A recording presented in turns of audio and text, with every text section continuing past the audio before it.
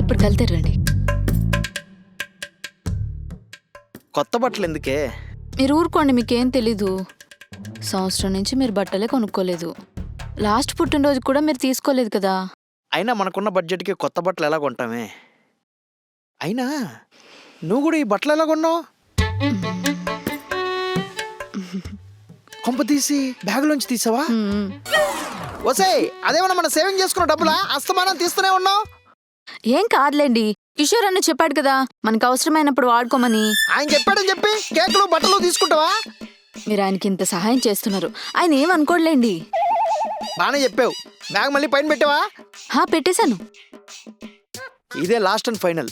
మళ్ళా ఇంకోసారి ₹1 కూడా తీయకూడదు, సరేనా? పోయి లైట్ పడుకుందాం. ఊళ్ళో వాళ్ళది ఎట్టు ఖర్చు పెడుతుంది. అదే మంది అంటే మొత్తం ఊడ్చేసి ఉండేది.